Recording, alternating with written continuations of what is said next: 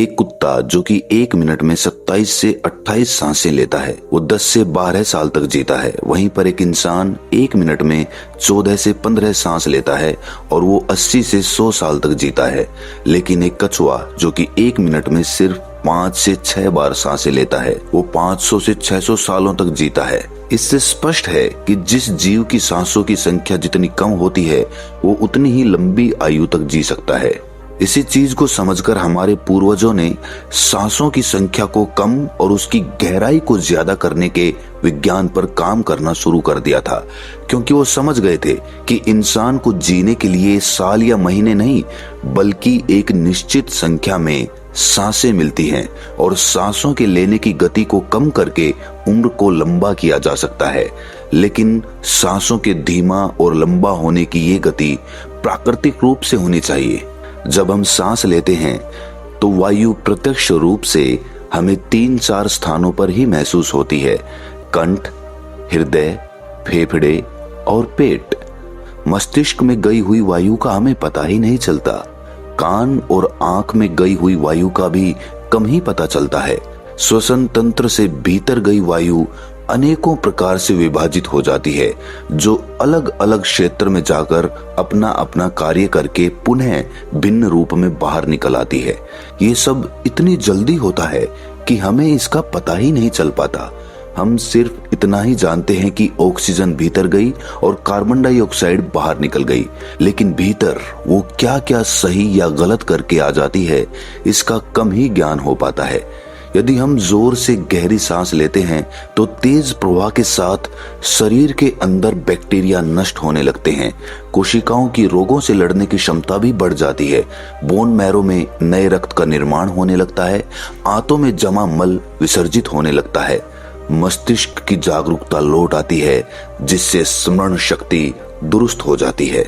Neuron की सक्रियता से सोचने समझने की क्षमता पुनः जिंदा हो जाती है।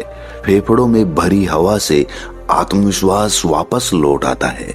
सोचें, जब जंगल में हवा का एक तेज झोंका आता है तो जंगल का रोम रोम जागृत होकर सजग हो जाता है।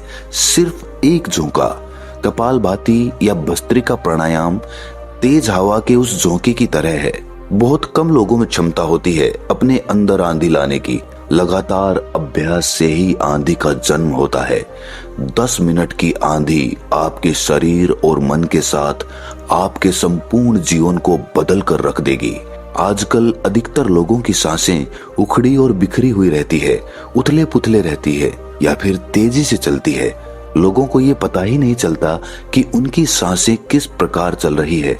जब क्रोध का भाव उठता है तो सांस बदल जाती है, वहीं पर काम वासना का भाव उठता है तब भी सांस बदल जाती है। हमारे प्रत्येक भाव और विचार के साथ हमारी सांसें भी बदलती रहती है। इसके साथ हमारे खान पान और रहन सहन से भी ये बदलती रहती है। असल में हमारी सांसों का हमारे मन की स्थिति और हमारी शारीरिक अवस्था से सीधा संबंध होता है। पूरा योग विज्ञान ही सांसों को सही तरीके से लेने पर टिका हुआ है। तो अगर हम सिर्फ अपनी सांसों को सही तरीके से लेना सीख जाते हैं तो हमारा जीवन जादू की तरह बदल जाएगा। आज इस प्राचीन यौगिक कहानी के माध्यम से हम सांसों को सही तरीके से लेने का तरीका और सांसों के जादुई रहस्य के बारे में विस्तार से जानेंगे। बहुत समय पहले की बात है। एक ऋषि अपने आश्रम में छात्रों को योग, ध्यान और प्राणायाम की शिक्षाएं दिया करते थे। ऋषि खुद भी एक योगी थे। उन्होंने अपने कई वर्ष हिमालय की गुफा में साधना करते हुए बिताए थे, जहां पर उन्होंने बहुत से सूक्ष्म मानवीय आयामों को गहराई से समझा था और अब वो अपने इसी अनुभव और ज्ञान को शिष्यों के माध्यम से जन समूह तक पहुंचाना चाहते थे। एक दिन रात्रि के भोजन के पश्चात उनके आश्रम का सबसे बुद्धिमान और होनहार छात्र उनके पास आता है। छात्र के चेहरे को देखकर गुरु समझ गए कि उसके मन में कुछ प्रश्न उठ रहे हैं। गुरु के नजदीक पहुंचते ही छात्र ने उन्हें प्रणाम किया और कहा, गुरुदेव, मैं आपसे कुछ प्रश्न पूछना चाहता हूं। गुरु ने मुस्कुराते हुए कहा, मुझे मालूम है, ये तो मैं तुम्हारे चेहरे को देखकर ही समझ गया था। पूछो, क्या प्रश्न है तुम्हारे? छात्र ने कहा, आप अक्सर कहते हैं कि योग, ध्यान और प्राणायाम का मूल आधार हमारी सांसें होती हैं और अपनी सांसों पर नियंत्रण पाते ही हम अपने मन और विचारों पर नियंत्रण पा लेते हैं। तो आज मैं आपसे सांसों के रहस्य और उसके योगिक विज्ञान के बारे में विस्तार से जानने आया हूँ। ये सुनकर गुरु ने एक हल्की मुस्कान दी और फिर कहना शुरू किया, जैसा हमारा मन होता है हमारी सांसों की गति भी वैसी ही हो जाती है, या फिर जैसी हमारी सांसें होंगी वैसी ही हमारी मनोदशा हो जाएगी। यानी हमारी सांसों से सब कुछ जुड़ा हुआ है। जो हमारे भीतर घटता है वो भी और जो हमारे बाहर घटता है वो भी। हमारे जीवन में घटने वाली हर एक घटना हमारी सांसों से गहरा संबंध रखती है। मतलब कि अपनी सांसों की गति पर नियंत्रण करके अपने मन और विचारों पर नियंत्रण कर सकते हैं। अगर तुम किसी सच्चे योगी या साधक को ध्यान से देखो तो तुम्हें उसके चेहरे पर एक गजब का ठहराव दिखेगा। एक सच्चा योगी बुरी से बुरी परिस्थिति में भी खुद को स्थिर और शांत रख सकता है। एक योगी अपनी भावनाओं को नहीं दबाता, बल्कि वो अपनी सांसों पर नियंत्रण हासिल करता है और सांसों को नियंत्रित करते ही वो अपने मन पर नियंत्रण पा लेता है। और जिस आदमी का मन उसके नियंत्रण में हो उसके पास उसकी सभी समस्याओं का समाधान है।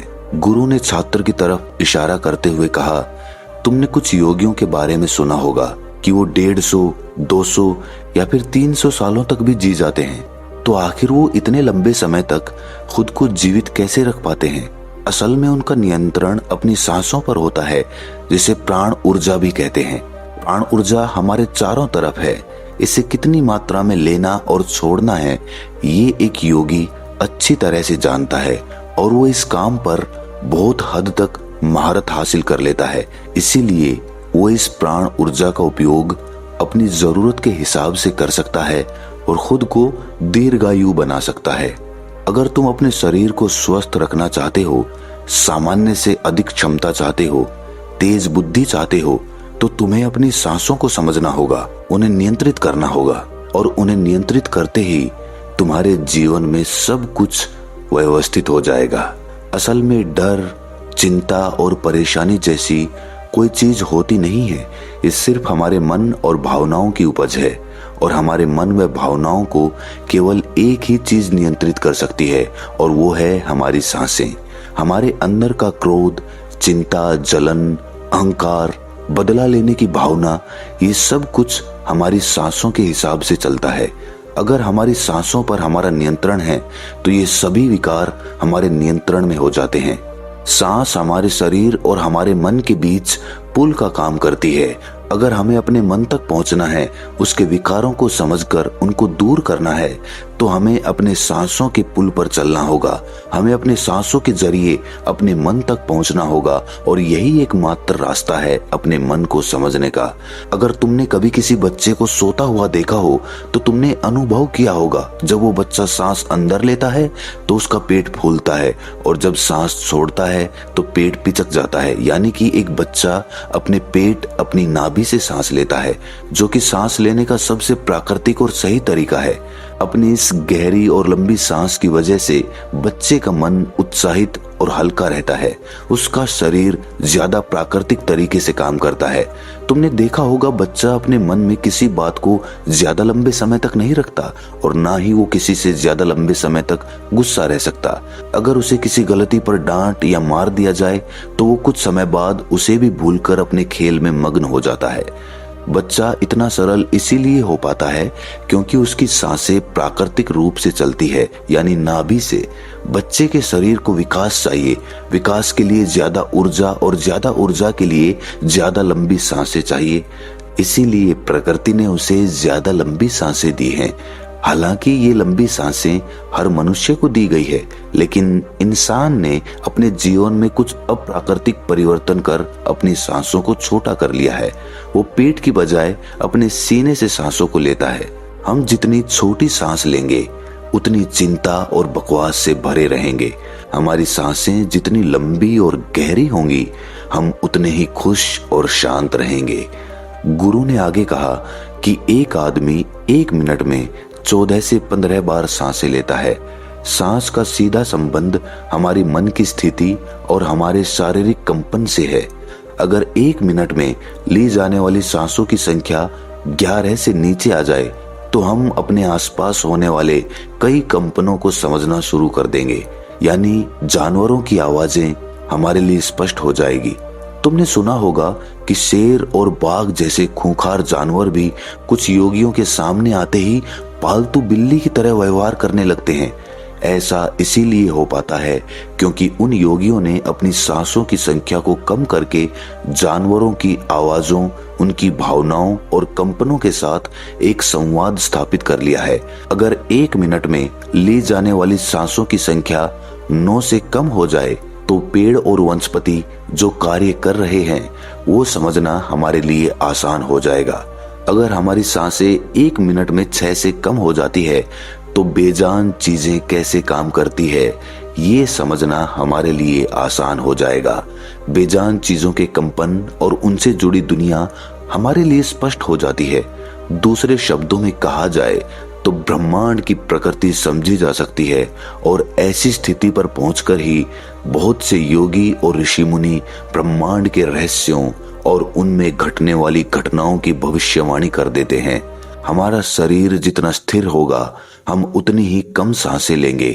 अगर हम अपने पूरे शरीर को स्थिरता के एक निश्चित स्तर पर ले जाएं और बहुत तेज सांस ना लें तो हमारा बोध बढ़ता चला जाता है। दोस्तों, योग विज्ञान के अनुसार एक साधक अपनी सांसों पर नियंत्रण करके ऐसी बहुत सी चीजें कर सकता है जो साधारण इंसान के जीवन से परे है। योगिक परंपरा में तो ये भी कहा जाता है कि अपनी सांसों को घंटों तक रोककर एक आदमी एक नए मानवीय आयामों का अनुभव कर सकता है। ऐसी बहुत सी बीमारियां जो जानलेवा हो सकती हैं या जिनका कोई इलाज नहीं है, उन्हें केवल अपने मन और दिमाग पर नियंत्रण रखकर ठीक किया जा सकता है। अपनी सांसों पर नियंत्रण करके व्यक्ति एक ऐसी मानसिक स्थिति तक पहुंच सकता है जहां जीवन में आने वाले उतार चढ़ाव उसे परेशान नहीं कर सकेंगे। कुछ लोगों को ये सब बातें कहानी लग सकती है क्योंकि आमतौर पर लोग ऐसा नहीं करते हैं और कोई भी चीज जिस पर उन्हें यकीन नहीं होता उसे अंधविश्वास कहकर नकार दिया जाता है। लेकिन पुरानी योगिक परंपराओं का पालन करने वाले लोग ऐसी बातों का दावा करते हैं। उन्हीं लोगों में से एक है स्वामी रामा। स्वामी रामा हिमालय की गुफाओं में रहा करते थे। उन्होंने बचपन से ही योग की प्रणालियों का अभ्यास शुरू कर दिया था। 1970 में स्वामी रामा एक अमेरिकन रिसर्च लेबोरेटरी में गए।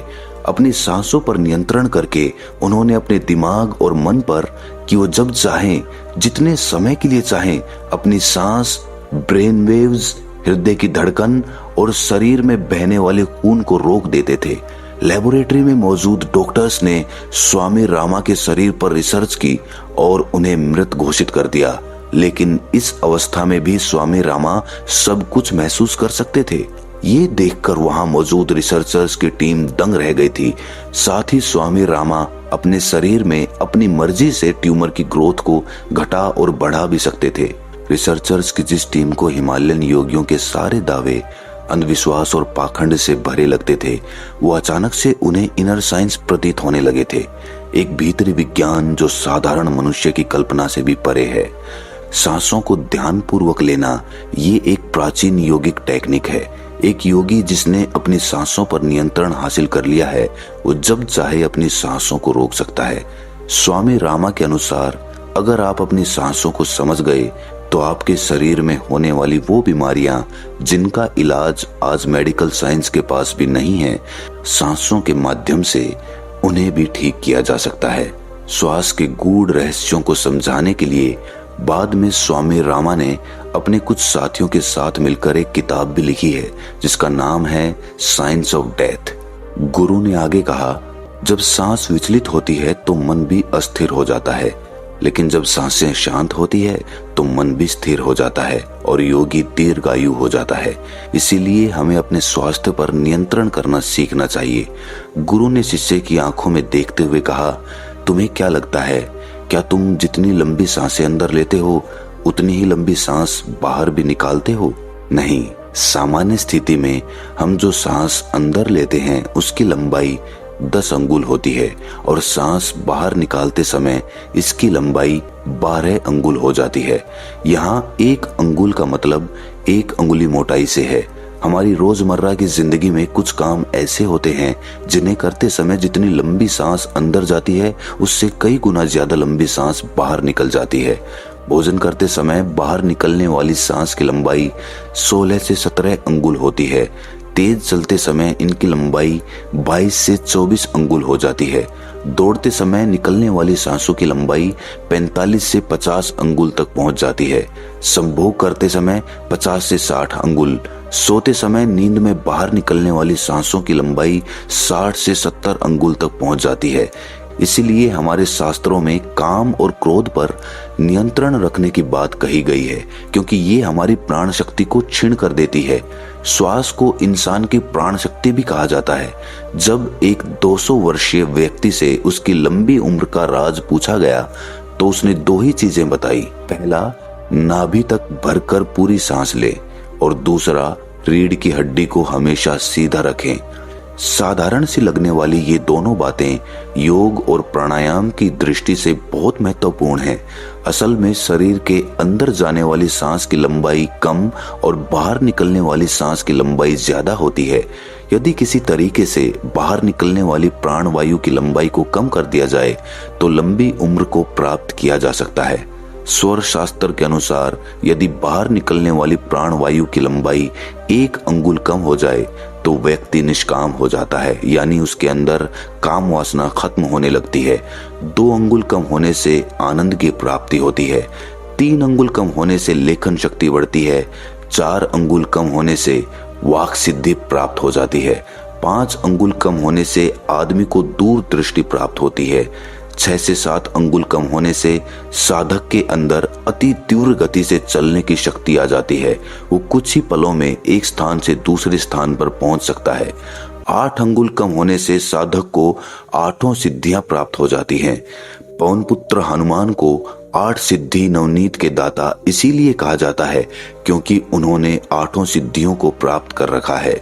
ये 8 सिद्धियां हर इंसान में होती है, बस जरूरत है तो इन्हें जागृत करने की। बाहर निकलने वाली सांसों की लंबाई 12 अंगुल कम होने पर योगी को इच्छा मृत्यु प्राप्त हो जाती है। फिर वो जब चाहे तब तक खुद को जीवित रख सकता है। लेकिन ये सोई हुई शक्तियां केवल तभी जागृत होंगी जब मन में इन्हें जागृत करने की तीव्र अभिलाषा होगी, और मन का स्थूल रूप श्वास है, यानी सांसें हैं। इसीलिए सबसे पहले सांसों पर नियंत्रण करना होता है। भगवान शिव पार्वती को बताते हैं कि रात में ईड़ा नाड़ी और दिन में पिंगला नाड़ी को रोकने में जो सफल हो जाता है वही असल में सच्चा योगी होता है। नाड़ियों के विज्ञान के बारे में हम किसी और वीडियो में विस्तार से बात